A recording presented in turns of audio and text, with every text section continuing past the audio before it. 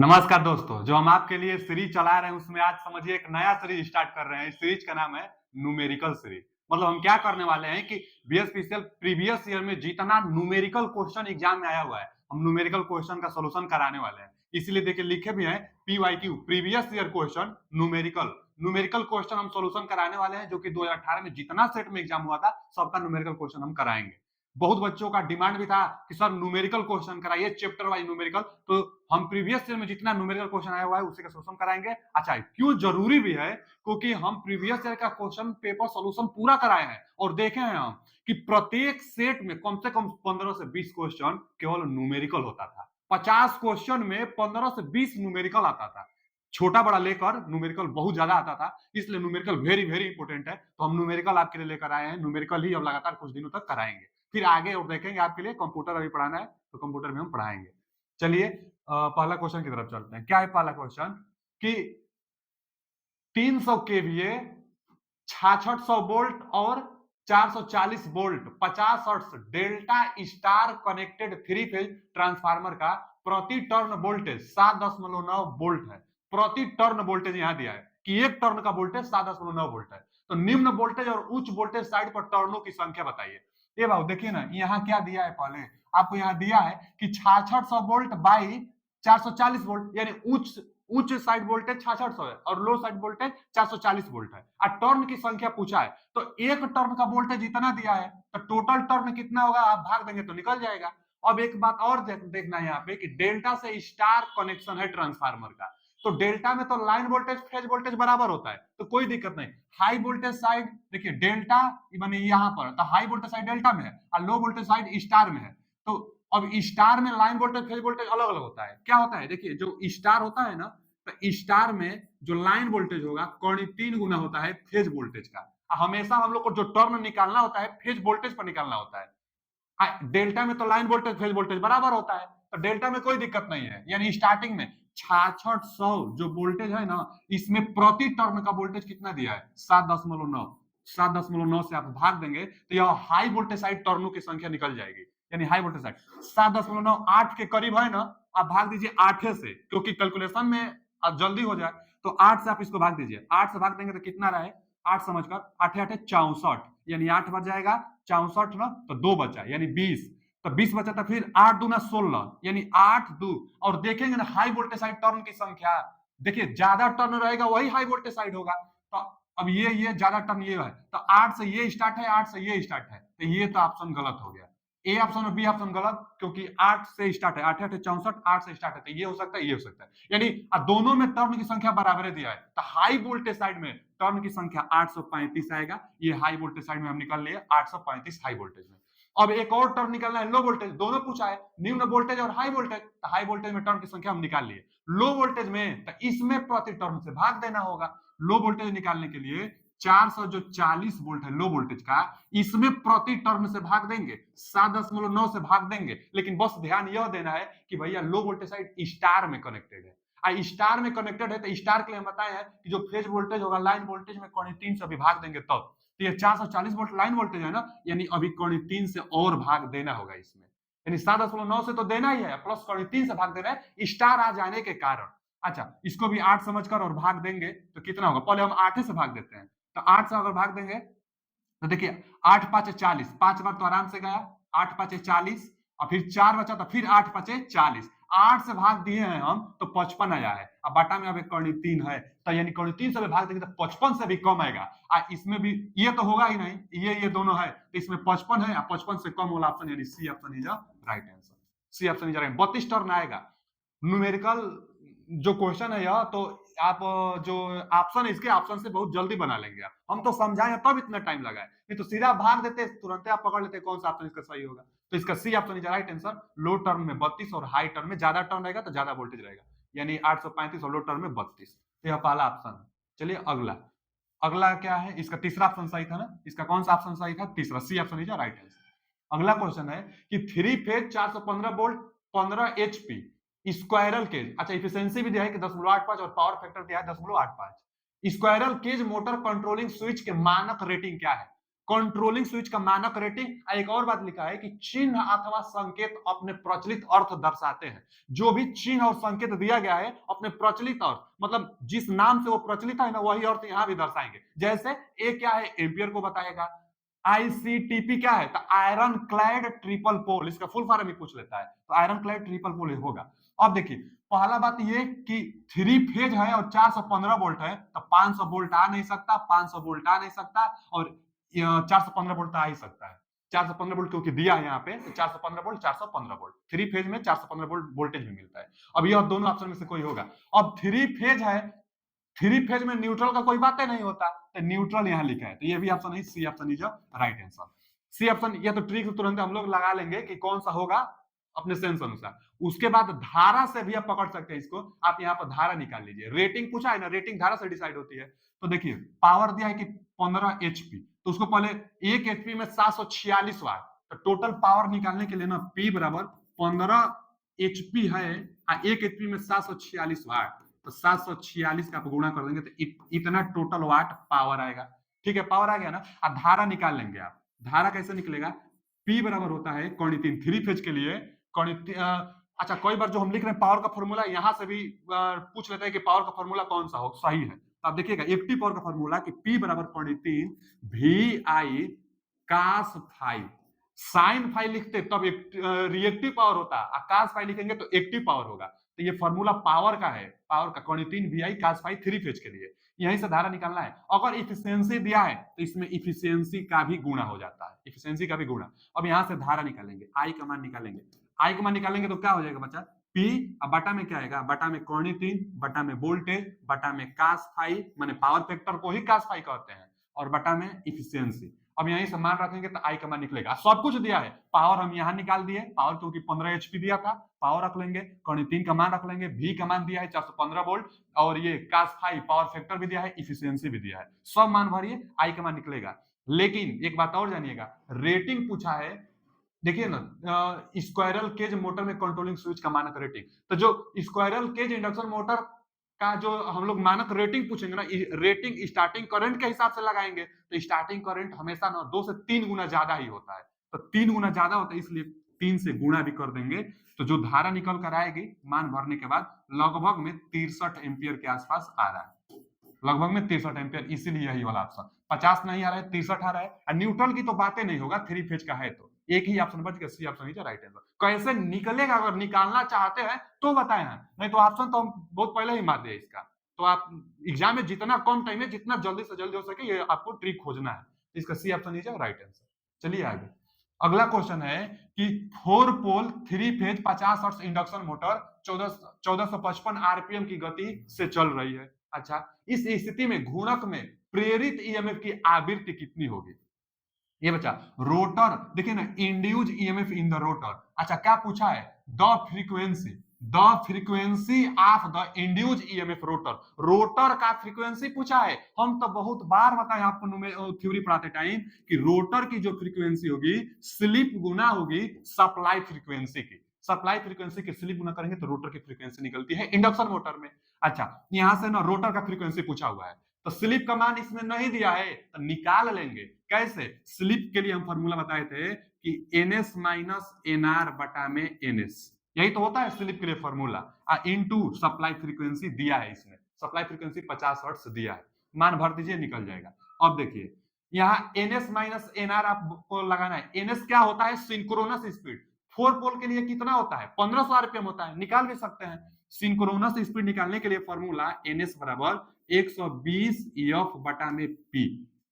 4 पोल के लिए 50 हर्ट्ज के लिए आप सिंक्रोनस स्पीड निकाल सकते हैं, 1500 आरपीएम आता है, याद भी होना चाहिए। 1500 आरपीएम ये है, और रोटर का स्पीड दिया है 1455 आरपीएम, तो 1500 में से 1455 घटा देंगे तो 45 आरपीएम आएगा, 45 आरपीएम बटा में सिंक्रोनस स्पीड है 1500 आरपीएम।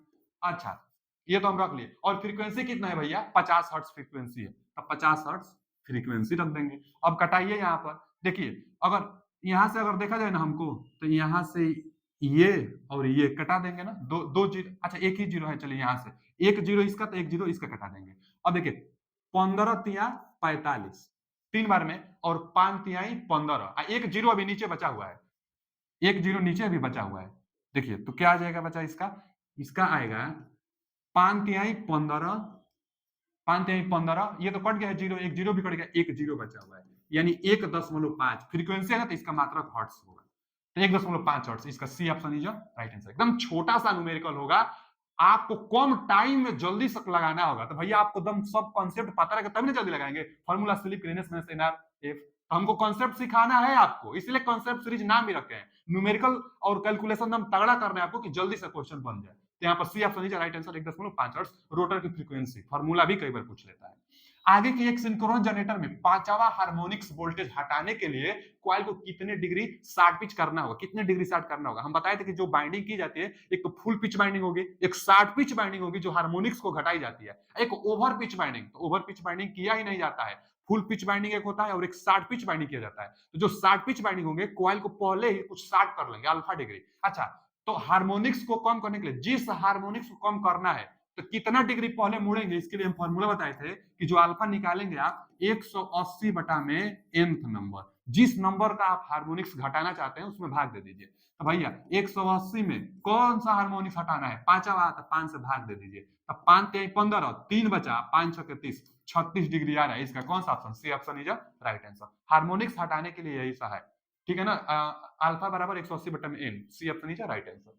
अगला क्वेश्चन कि 50 हर्ट्ज हाइड्रोलिक पावर प्लांट में, 50 hertz hydroelectric power plant में 4 पोल अल्टरनेटर की रोटर की गति, और अभी तो एक क्वेश्चन हम लगाए हैं 4 पोल के लिए अल्टरनेटर की गति सिंक्रोनस स्पीड जो होता है 4 पोल के लिए 1500 आरपीएम होता है, निकाल भी सकते हैं, एनएस बराबर 120 एफ बटा में पी, तो 120 एफ 50 हर्ट्ज दिया है ना इसमें जी, 50 हर्ट्ज दिया भी है, अब बटा में 4 पोल के लिए, यहाँ से 4×3 = 12 30, अब 5×3 = 15 2 0, यानी 1500 RPM. RPM revolution per minute, RPM का फुल फॉर्म होता है रिवोल्यूशन पर मिनट, माने 1 मिनट में कितना चक्कर लगा दे रहा है, तो 1500 आरपीएम भैया, ये option is right answer. Numerical हम जितना क्वेश्चन बता रहे सब न्यूमेरिकल, क्योंकि न्यूमेरिकल बहुत इंपॉर्टेंट है, अगर बी स्पेशल एग्जाम निकालना चाहते हैं तो हमसे ज्यादा आपको मेहनत करना होगा, और क्या, तो आपको न्यूमेरिकल के अलावा भी थ्योरी न्यूमेरिकल सब कुछ पढ़ना होगा, और जितना कुछ है सब कुछ देखिए हम पढ़ा दिए हैं यहाँ पर, एक बार दिखा देते हैं हम आपको कि क्या क्या हमारे हमारे हमारे यहाँ जो हमारा चैनल है उसमें प्लेलिस्ट में जाएंगे आपको क्या क्या देखने को मिलेगा। देखिए सबसे पहली बात कि आप यूट्यूब में जाइए और मौर्य टेक्निकल 25 आप सर्च मारिए, मौर्य टेक्निकल 25 आप सर्च मारेंगे तो क्या निकल कर, देखिए हम सर्च मारे हैं तो मौर्य टेक्निकल 25, उसके बाद आप आगे जाएंगे ना होम पेज में, तो आप प्लेलिस्ट का एक ऑप्शन दिखेगा, एक तो होम देगा चाहे वीडियो का देखा देता है, उसके बाद शॉर्ट वीडियो, उसके बाद प्लेलिस्ट, तो आप प्लेलिस्ट पर जाइएगा। अब प्लेलिस्ट पर जाने के बाद हम टोटल बनवा दिए हैं, देखिए क्या क्या पढ़ाए हैं, सारा का सारा जो टारगेट हम किए हैं बीएसपीसीएल के लिए ही टारगेट किए हैं, तो आप सब कुछ पढ़ सकते हैं जो कि एग्जाम के लिए बहुत ओरिएंटेड है। डेली 2 वीडियो भी आप देखेंगे, बाकी अपना भी पढ़ाई करते रहिए, जो अपने हिसाब से भी पढ़ना हो और इसको भी पढ़ते रहिए, बहुत ज्यादा बेनिफिट होने वाला है। बीएसपीसीएल जितनी प्रैक्टिस सेट, अभी इसमें भी और अभी आगे क्वेश्चन अभी कराना है, जितना प्रैक्टिस सेट हो सकता है ज्यादा से ज्यादा हम कराएंगे आपके लिए, क्वेश्चन देंगे। उसके बाद चैप्टर वाइज थ्योरी के इंपोर्टेंट क्वेश्चन, माने चैप्टर वाइज जो थ्योरी हम पढ़ाए हैं उसका भी इंपोर्टेंट क्वेश्चन का ये प्लेलिस्ट है। उसके बाद टीजी3 के लिए रीजनिंग का प्रीवियस ईयर का क्वेश्चन पेपर है, और बहुत बच्चे बोलेंगे 6वें है क्वेश्चन इसका, लेकिन जो रीजनिंग का 6 वीडियो डाला गया है, इतना इसमें कॉन्सेप्ट दिया गया है कि इसी कॉन्सेप्ट पर आगे क्वेश्चन बहुत ज्यादा बन रहा था, इसी कॉन्सेप्ट पर बन रहा है और आगे बनेगा। रीजनिंग में तो फिक्स कॉन्सेप्ट है, तो होता है उसी जो कॉन्सेप्ट होता है उसी कॉन्सेप्ट पर क्वेश्चन बहुत ज्यादा बनता है, तो इतना कॉन्सेप्ट अगर आप सीख लेते हैं तो आप न्यूमेरिकल रीजनिंग का बनाइएगा, देखिएगा आप बना लेंगे, रीजनिंग क्वेश्चन बनाइएगा, जितना कॉन्सेप्ट दिया गया उससे आप बना लेंगे, और भी देखा जाएगा तो रीजनिंग के क्लासेस और भी आपके लिए लाया जाएगा। उसके बाद कंप्लीट थ्योरी जो इलेक्ट्रीशियन का होता है वो पूरा कंप्लीट थ्योरी इसमें पढ़ा दिया गया है, 35 वीडियो अपलोड किया गया है। उसके बाद आगे है यह कि previous year question paper solution, तो प्रीवियस ईयर का क्वेश्चन पेपर सॉल्यूशन भी हम करा दें ना, पूरा जितना प्रीवियस एग्जाम में क्वेश्चन हुआ था सबका हम सॉल्यूशन करा देते हैं, ये है। अब एक और स्टार्ट करते हैं न्यूमेरिकल सीरीज, माने जितना न्यूमेरिकल आया हुआ है वह न्यूमेरिकल भी हम कराने वाले हैं एक अलग से, ठीक है जी। तो आप बस जुड़े रहे, और देखिए अगर पीडीएफ भी आप चाहते हैं ना तो मौर्य टेक्निकल 25 आप टेलीग्राम पर भी जाकर सर्च मारकर और टेलीग्राम चैनल से आप ज्वाइन हो सकते हैं, वहां पर पीडीएफ सब दिया जाता है, इसका भी पीडीएफ उसी में हम आपको दे देंगे जी, ठीक है। अगला क्वेश्चन क्या है कि 36 lakh 6 pole single layer 3 phase winding का डिस्ट्रीब्यूशन फैक्टर बताइए। देखिए 2 प्रकार का फैक्टर होता है, अल्टरनेटर में 2 प्रकार का फैक्टर होता है, एक होता है डिस्ट्रीब्यूशन फैक्टर, डिस्ट्रीब्यूशन फैक्टर को हम लोग केडी से डिनोट करते हैं, इसका फॉर्मूला क्या होता है बच्चा, साइन एम बीटा बटा में 2 और बटा में m साइन बीटा बटा में 2। यही फॉर्मूला है कि साइन m बीटा बाई 2 बटा में m साइन बीटा बाई 2। ये डिस्ट्रीब्यूशन फैक्टर एक क्वाइल फैक्टर होता है। तो क्वाइल फैक्टर भी कोई बार पूछ लेता है लाला, एक क्वाइल फैक्टर होता है, चाहे पिच फैक्टर भी इसको कह सकते हैं, नहीं तो क्वाइल फैक्टर। क्वाइल फैक्टर के लिए फॉर्मूला क्या होता है, कास अल्फा बाई 2, बस यही फॉर्मूला होता है, कास अल्फा बाई 2। आप जो 60 पिच नहीं कर रहे थे वही 60 पिच कराएगा, क्वाइल फैक्टर आपसे पूछेगा तो 60 पिच कराएगा, वो तो मैं अल्फा का मान भरिए और बटा 2 से भाग देकर कास में जितना मान आएगा उसका रख दीजिए, क्वाइल फैक्टर का मान निकल जाएगा। यहाँ से भी क्वेश्चन कई बार पूछता है कास अल्फा बाई 2 से, यहाँ से यह पूछा है डिस्ट्रीब्यूशन फैक्टर, यहाँ से यह पूछा है। देखिए प्रीवियस ईयर का अभी एक दो दिन में एक हम पीडीएफ डलवा देंगे टेलीग्राम चैनल पर। उसमें क्या होगा ना कि प्रीवियस ईयर का पूरा सेट हम डलवाएंगे, 100 क्वेश्चन प्रीवियस ईयर एग्जाम में आया हुआ 100 क्वेश्चन का एक पीडीएफ हम डलवाएंगे, उसको आप सोल्यूशन करिएगा और उसी टेलीग्राम चैनल में आप बताइएगा कि कितना आपने 100 क्वेश्चन में कितना नंबर का बना पाए हैं। टेलीग्राम चैनल में हम पूरा एक डलवा देंगे प्रीवियस ईयर 2018 में ना, शिफ्ट 1 शिफ्ट 2 जो भी पॉसिबल हो पाएगा उसका हम पूरा क्वेश्चन ही डलवा देंगे, 100 क्वेश्चन डलवाएंगे, जैसे एग्जाम में आपका क्वेश्चन बनता है एकदम वैसे डलवाएंगे और आप भी बनाइएगा कि कितना आपने सही कर लिया है। चलिए देखिए इस क्वेश्चन को, केडी पूछा है ना, डिस्ट्रीब्यूशन फैक्टर पूछा है यहाँ पे। साइन एम क्या है, एम को कहते हैं स्लॉट पर पोल पर फेज, तो निकाल लीजिए एम को क्या कहते हैं बच्चा, स्लॉट पर पोल पर फेज कहते हैं, स्लॉट पर पोल पर फेज निकाल लिख देते हैं। स्लॉट पर माने बाटा होता है, स्लॉट पर पोल, स्लॉट पर पोल और पर फेज माने बाटा में ही फेज होना चाहिए। चलिए निकाल देते हैं। देखिए स्लॉट पर पोल पर फेज ना, कितना स्लॉट है, 36 स्लॉट है। पोल कितना है बच्चा, 6 पोल है, और फेज कितना है, 3 फेज है। देखिए ना 3 फेज, स्लॉट पर पोल पर फेज, तो 6 पोल और 3 तो यानी 6 गुणे 3। अब देखिए ना 6 3 18, 18 दूना के 36, एम का मान कितना आ गया 2, एम का मान तो वहां रख देंगे 2। बीटा चाहिए अभी, अब बीटा के लिए भी निकाला जाता है। बीटा कैसे निकाला जाता है, देखिए यहां निकाल लेते हैं। बीटा बराबर होता है 180 बटा में स्लॉट पर पोल, 180 बटा में स्लॉट पर पोल, स्लॉट 36 है, अब पोल कितना है, पोल 6 है, पोल 6 है। फॉर्मूला नहीं लिख रहे हैं, ध्यान दीजिएगा, फॉर्मूला ही हम बता रहे हैं क्या, 180 बटा में स्लॉट पर पोल, पर माने बटा होता है, 180 बटा में स्लॉट पर पोल। अब देखिए यह 36 है ना, 36 स्लॉट है, यह क्या था 36 जी, स्लॉट पर पोल। तो देखिए 6 के 36 और 6 3 18, 30 अंश निकल कर आ रहा है। बीटा का मान कितना निकल कर आ रहा है, 30 अंश। अब 30 भी निकल गया, एम का मान 2 भी निकल गया, मान भर दीजिए। देखिए आगे हल कर रहे हैं, तो साइन एम का मान 2 है, बीटा कितना है भाऊ, बीटा कितना है, बीटा आया है 30 अंश, तो 30 अंश यहाँ रखेंगे, और 30 बटा में 2 है ना, तो 2 से 2 कट जाएगा, यानी टोटल हम यहाँ 30 लिख दे रहे हैं, 30 अंश लिख दे रहे हैं। अब बटा में 30 अंश समझ सकते हैं आप, एम का मान 2 है तो 2 से 2 कट गया, बीटा बचा, बीटा का मान 30 है तो 30 रख दिए। आगे एम का मान 2 है, यहाँ भी साइन। अब आगे देखिए यहाँ क्या है, बीटा 30 अंश है, 30 बटा में 2 कर रहे हैं यानी 15, तो यहाँ 15। साइन 30 अंश का मान तो याद है, लेकिन साइन 15 का मान नहीं याद है, तो दिया है सवाल में, दिया गया है साइन 15 अंश बराबर 10.25, तो यहाँ पर आप मान भी भर सकते हैं। देखिए साइन 30 का मान कितना होता है, 1/2 चाहे 10.5, साइन 30 अंश का मान 1/2 कहिए अथवा 10.5 कहिए, तो साइन 30 का मान 10.5 होता है, 1/2 चाहे 10.5। अब 2 यहाँ पर है गुणे साइन 15 का मान भी दिया हुआ है, साइन 15 का मान क्वेश्चन में दिया हुआ है 2.2588। अब देखिए अगर पहले तो यह 10.5 है ना, अगर 2 से इसमें आप गुणा करेंगे, हम 10.88 को भी हटाते हैं, 10.88 को हटाइए, 10.25 ही समझिए, 2 से गुणा करेंगे तो 25 दूना 50 यानी 10.5 निकल जाएगा, और 10.5 से 10.5 कटा देंगे तो 1 आ जाएगा। बस अभी बस आप इतना सोचिए, 10.25 में 2 से गुणा करेंगे तो 10.5 आ जाएगा, और 10.5 आएगा तो 10.5 से कट जाएगा तो 1 आ गया। अभी बाटा में अभी कुछ है तो यानी 1 से हल्का सा कम आएगा जवाब। 1 से हल्का सा कम कौन सा है, पहला ऑप्शन है, 1 से हल्का सा कम पहला ऑप्शन है, यानी इसका ऑप्शन आ रहा है 0.966। देखिए हम कैलकुलेशन, हम बच रहे हैं कैलकुलेशन से, आप भी बचिएगा, क्योंकि एग्जाम में टाइम कम होता है, तो पूरा एग्जैक्ट कैलकुलेशन नहीं करना है, विकल्प से आपको पकड़ लेना है कि कौन सा ऑप्शन सही होने वाला है। यहाँ से भाग देंगे तो यहाँ से 10.5 कट जाएगा तो 1 आएगा, अभी कुछ है बटा में, तो 1 से थोड़ा सा कम ना आएगा, भाग देंगे तो 1 से थोड़ा सा कम, यानी A option is right answer. जी ठीक है, फॉर्मूला आप जानते रहिएगा डिस्ट्रीब्यूशन फैक्टर का, और यहाँ पर पिच फैक्टर चाहे क्वाइल फैक्टर का फॉर्मूला आप जानते रहिएगा। अगला क्वेश्चन क्या है कि 2 लैंप पोस्ट एक दूसरे से 16 मीटर की दूरी पर है, दो लैंप पोस्ट एक दूसरे से 16 मीटर की दूरी पर है, दो लैंप है, दोनों के बीच की दूरी 16 मीटर है, और उनमें 200 candle power CP candle power के लैंप लगे हुए हैं। अच्छा, जो लैंप लगे उनकी क्षमता भी है कितना, 200 कैंडल पावर। दोनों लैंप की बढ़ते ऊंचाई 6 मीटर है, मतलब दोनों लैंप की जो ऊंचाई है, दोनों लैंप का ऊंचाई 6 मीटर दिया है। भूमि पर दोनों लैंप के मध्य बिंदु पर प्रतिदीप्ति कितनी होगी। अच्छा, देखिए क्वेश्चन क्या पूछा है, क्वेश्चन पूछा देखिए, यहाँ एक लैंप दिया है और एक लैंप यहाँ दिया है, दोनों के बीच की दूरी दिया है 16 मीटर। अब मध्य बिंदु पर पूछा है, यानी 8 मीटर के डिस्टेंस पर और इससे भी 8 मीटर के डिस्टेंस पर यहाँ पर टोटल इल्यूमिनेंस का मान पूछा है। अच्छा, यहाँ पर जो लैंप है इसकी भी क्षमता दिया है कितना, 200 कैंडल पावर, और यहाँ पर जो लैंप है इसका भी जो क्षमता दिया है 200 कैंडल पावर, टोटल क्षमता दिया है। यहाँ पर निकालना है ना इल्यूमिनेंस, यहाँ पर इल्यूमिनेंस निकालना है और इसके द्वारा भी यहाँ पर, और दोनों 6 मीटर की हाइट पर दोनों लैंप है, 6 मीटर के डिस्टेंस पर दोनों लैंप भी है।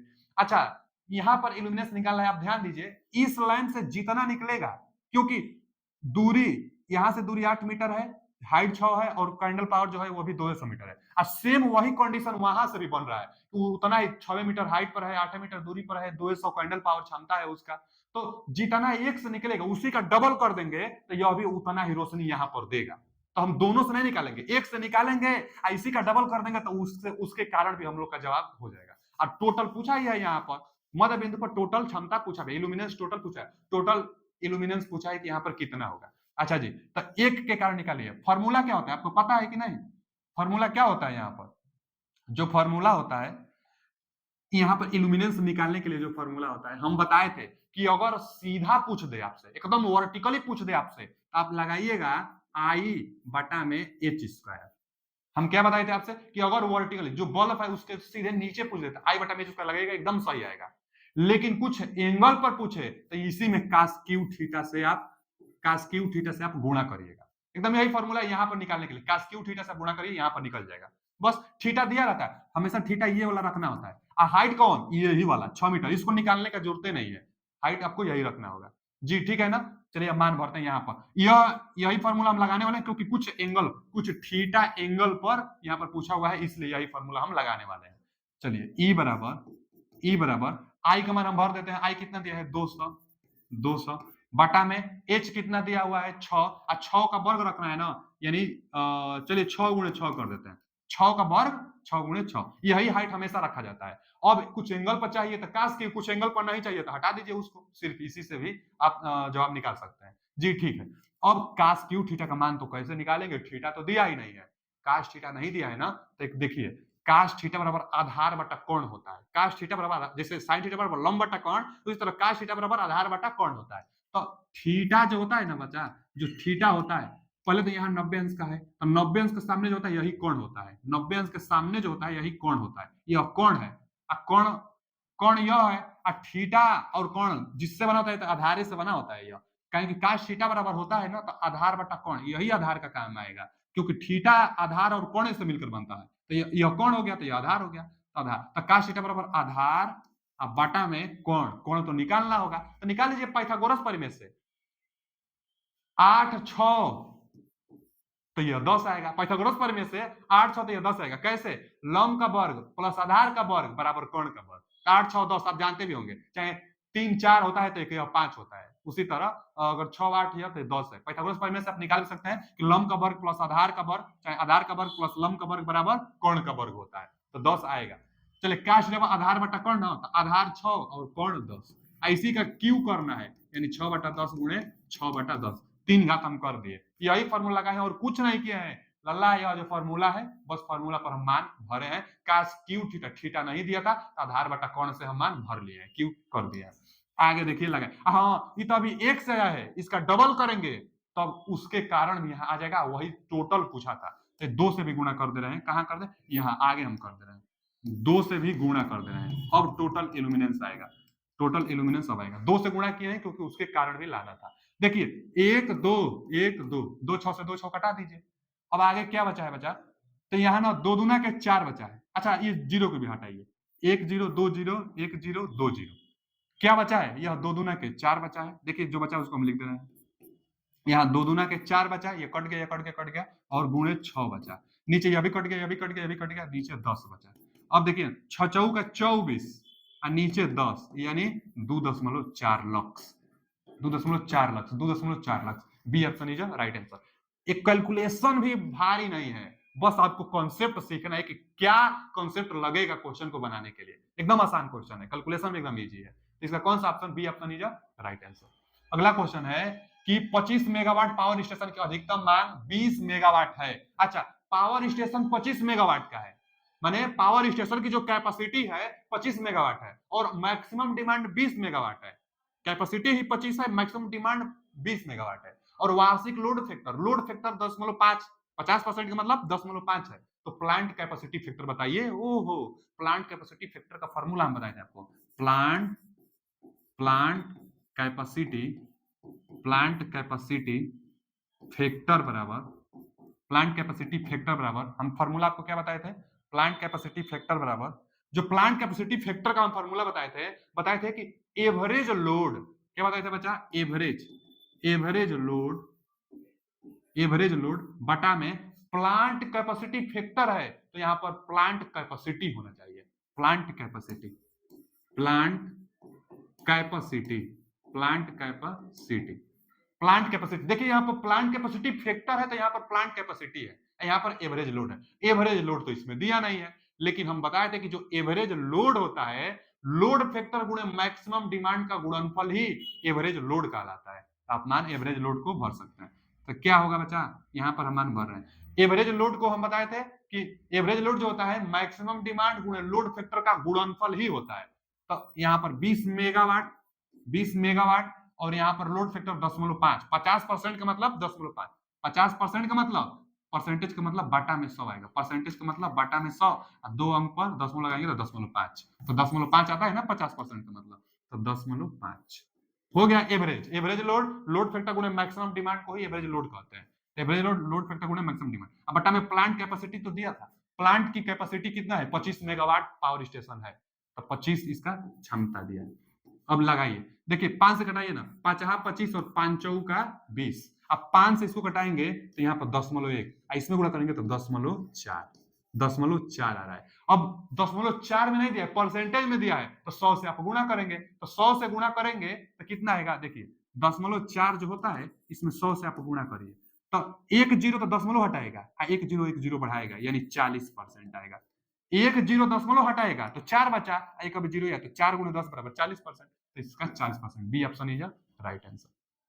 ठीक, अगला क्वेश्चन है कि सिंगल कोर केबल के डाइलेक्ट्रिक स्ट्रेंथ में अधिकतम और न्यूनतम दबाव, वही स्ट्रेंथ को ही दबाव कहते हैं, तो अधिकतम और न्यूनतम दबाव क्रमशः 50 केवी प्रति सेमी आरएमएस में ही है और 10 केवी प्रति सेमी है यदि कंडक्टर का व्यास 2 सेमी हो, तो ऑपरेटिंग वोल्टेज बताइए। अभी हाल ही में, अभी पिछला वीडियो जो हम थ्योरी का पढ़ाए थे उसी में इस वाले पर हम कॉन्सेप्ट एक आपको सिखाए थे कि जो भी अंडरग्राउंड केबल होते हैं उनमें एक तो क्या होता है, एक तो कंडक्टर होता है और उसके ऊपर क्या होता है, इंसुलेशन होता है। यह क्या है, यह जो जो कंडक्टर बीच में कंडक्टर और ऊपर से इंसुलेशन होता है, यही मेन कंडक्टर।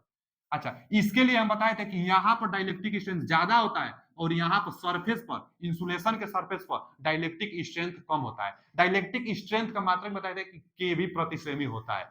फॉर्मूला हम क्या लिखे थे कि बच्चा हो, जी जो मैक्सिमम होता है और जी जो मिनिमम होता है, इसके लिए फॉर्मूला कैपिटल डी बटे में स्मॉल डी, यही ना फॉर्मूला हम लिखे थे आपको।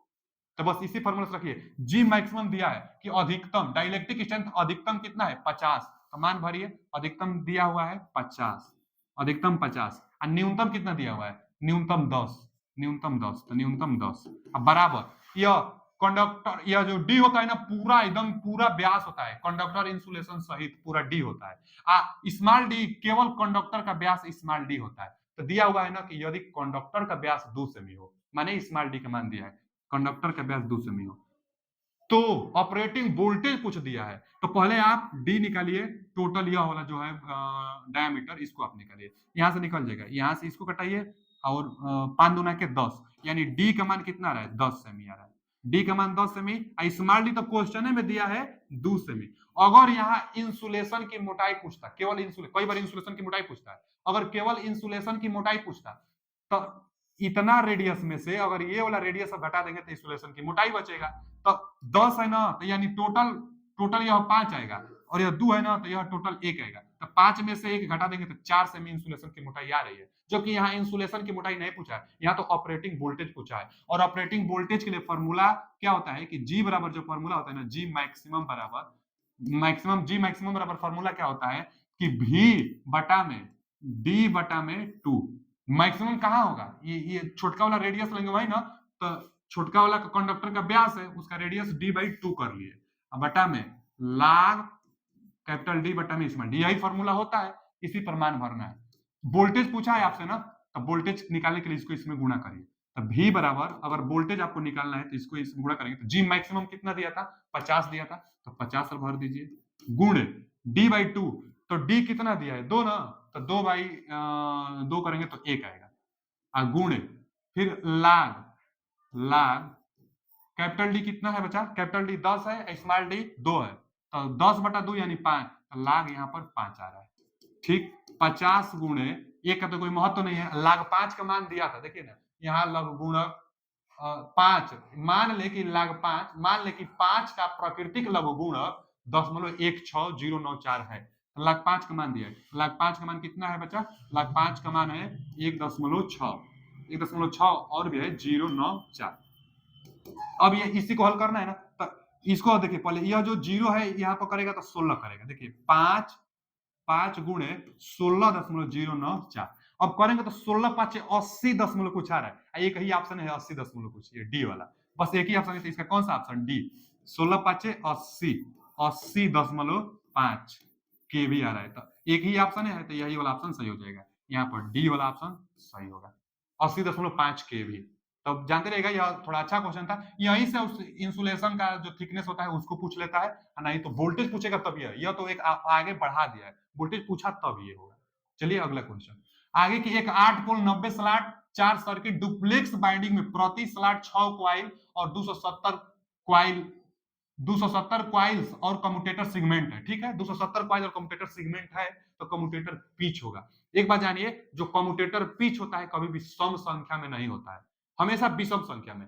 कम्यूटेटर पिच विषम संख्या में, यह सम है तो नहीं होगा, सम है नहीं होगा, सम संख्या नहीं होगा, विषम संख्या, यही सही होगा, इसका D option is right answer. Commutator pitch हमेशा विषम संख्या में होता है, निकलेगा कैसे इसको देखिए, कम्यूटेटर जो पिच होगा, कम्यूटेटर पिच Z+- 2m बटा में P होता है, यही फॉर्मूला होता है, P पोलो की संख्या, Z कंडक्टर की संख्या। अब टोटल कंडक्टर कैसे निकलेगा, तो यहाँ 90 स्लॉट है, अब प्रति स्लॉट 6 क्वाइल दिया है, तो 90 स्लॉट है, प्रति स्लॉट 6 क्वाइल, तो इसमें गुणा करेंगे तो 6 9 54, टोटल कंडक्टर की संख्या कितना रहा है, 54 आ रहा है, तो 6 9 54। अब फिर अब देखिए, प्लस भी ले सकते हैं, माइनस भी ले सकते हैं, तो हम पहले माइनस लेकर देख रहे हैं, माइनस पर नहीं आएगा तो फिर हम प्लस लेकर देख लेंगे, तो माइनस लिए हैं, और 2 गुण एम क्या है, डुप्लेक्स है कि ट्रिपलेक्स है कि सिंपलेक्स है, तो यहाँ पर भैया डुप्लेक्स दिया है, तो डुप्लेक्स के लिए एम का मान 2 रखेंगे, डुप्लेक्स के लिए एम का मान 2 रखेंगे, बटा में पोलो की संख्या, पोलो की संख्या कितना है, पोलो की संख्या 8 पोल, तो पोलो की संख्या 8। चलिए हल करिए, 2 दूना के 4, 540 में से 4 घटाएंगे तो 536 आएगा, बटा में 8 है, 8 से भाग दीजिए, 8 7 56, 7 बजाएगा नहीं, 8 6 48, 48 यानी 5 बचा 56, फिर 8 7 56 आ ही गया, माइनस से लिए तो हम आ गया, तो प्लस लेने की जरूरत नहीं है, 6 7 67 इसका D option is right answer. वैसे भी कम्यूटेटर पिच हमेशा विषम संख्या में होता ही है। अगला क्वेश्चन, एक ओवरहेड ट्रांसमिशन लाइन का स्पैन 200 मीटर, स्पैन क्या कहते हैं, दो कंडक्टरों के बीच की दूरी को ही स्पैन कहते हैं, माने दो कंडक्टर के बीच की जो लंबाई होगी वही स्पैन होगी, 200 मीटर है। यदि कंडक्टर का भार प्रति मीटर 10.7 किग्रा है, यदि अधिकतम स्वीकार्य तनाव टेंशन 1400 किग्रा है, तो अधिकतम सैग कितना होगा, बच्चा सैग पूछा है हो, सैग का फॉर्मूला ही कई बार पूछ लेता है, क्या होता है सैग का फॉर्मूला, ओमेगा एल स्क्वायर बटा में 8t, यही फॉर्मूला कई बार पूछ लेता है, यहाँ पर तो सैग का मान पूछा है, सैग का मान मीटर में निकलेगा। चलिए हम रखते हैं कितना आ रहा है, देखिए सैग बराबर ओमेगा, ओमेगा क्या है, ओमेगा प्रति किग्रा, देखिए ना कितना दिया है कि प्रति मीटर किग्रा दिया है 10.7, यही होता है ओमेगा, प्रति मीटर तार का जो वजन होगा तो 10.7 वजन है, गुणे लंबाई का वर्ग, लंबाई 200 मीटर है तो 200 का वर्ग करेंगे, तो सैग बराबर कितना निकल कर आ रहा है 10.7 गुणे 200 गुणे 200, क्योंकि एल स्क्वायर है ना, इसलिए लंबाई वही है, दो कंडक्टर के बीच की दूरी जो लेंथ होती है वही स्पैन होता है और वही लंबाई है। अब प्रति किग्रा मतलब प्रति मीटर कितना तार का लंबाई है वही है ओमेगा का मान। तो ओमेगा एल स्क्वायर, तो ओमेगा रख दिए, एल स्क्वायर रख दिए, बटा में 8 रखना है, अब बटा में फिर टी रखना है। टेंशन में दिया है कितना किग्रा टेंशन, तनाव 1400 किग्रा दिया है, तो 1400 किग्रा आप इसको रख दीजिए। देखिए लगाएंगे तो क्या होगा बच्चा, है पहले तो 2 जीरो से है 2 जीरो को कटा लीजिए, फिर आगे यहाँ से 2 7 14, 7 बचा ना, ये कट गया, यहाँ पर 7 बचा, 7 से इसको कटा दीजिए, 0.1 बचेगा। ठीक है जी, अब 0.1 बचा, अब क्या करें ना 4 से कटाइए, 4 से कटाएंगे तो 4 दूना के 8, यहाँ 4 पाँचे 20, फिर 2 से इसको कटा दीजिए, यहाँ पर 25। अब तो सब कुछ कट गया, बस 0.1 और ये है, यानी 2.5 आएगा। कितना रहेगा सर? 2.5, 2.5 मीटर। साइकिल जो हमें होता है हमेशा मीटर में, 2.5, 2.5 metre, 2.5 metre. C option is right answer. सही के लिए फॉर्मूला इंपोर्टेंट है।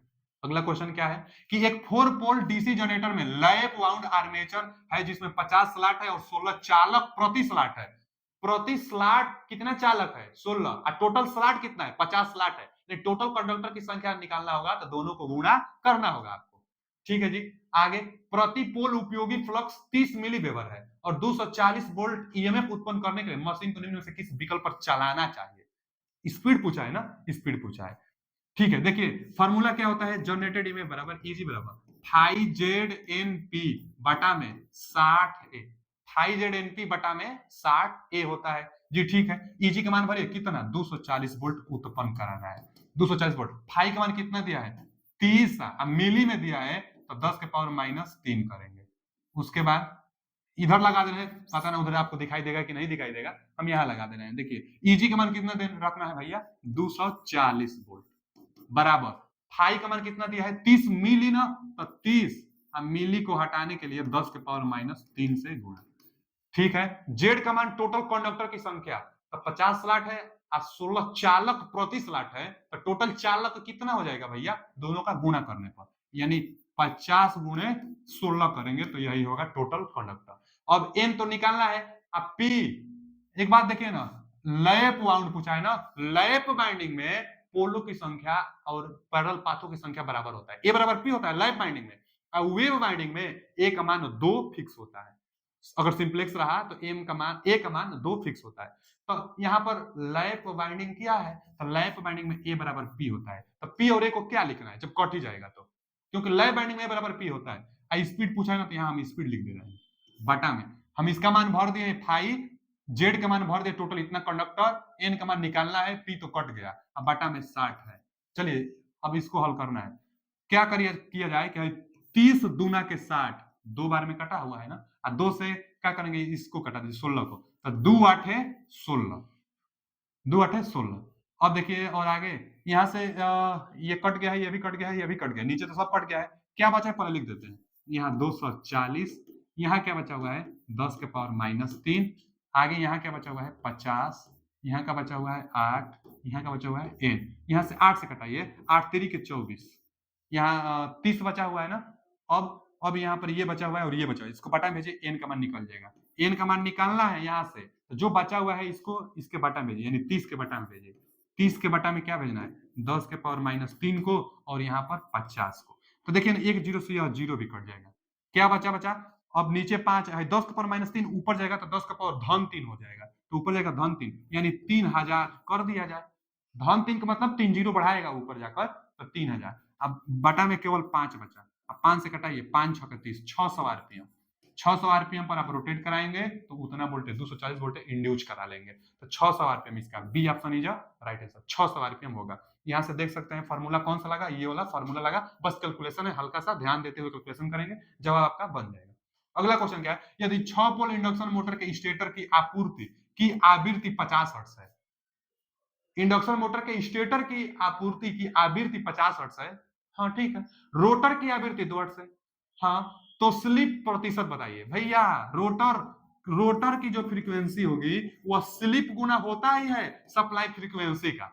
अब स्लिप का मान पूछा है, दोनों दिया है, रख दीजिए, रोटर की आवृत्ति 2 हर्ट्ज दिया है, स्लिप का मान पूछा है और सप्लाई फ्रीक्वेंसी 50 हर्ट्ज दिया है, 50 हर्ट्ज, 50 को बटा में भेजिए स्लिप का मान निकालने के लिए, स्लिप का मान निकालने के लिए 2 बटा में 50, अच्छा स्लिप परसेंटेज में ना तो 100 से आप गुणा भी कर दीजिए, अब कटाइए ना, 50 दूना के 100, दो दूना के 4, 4% निकल कर आ रहा है। स्लिप कितना निकल कर आ रहा है? 4%। इसका C option is right answer. ये बहुत ज्यादा इंपॉर्टेंट फॉर्मूला होता है, तो 4% स्लिप निकल कर आ गया।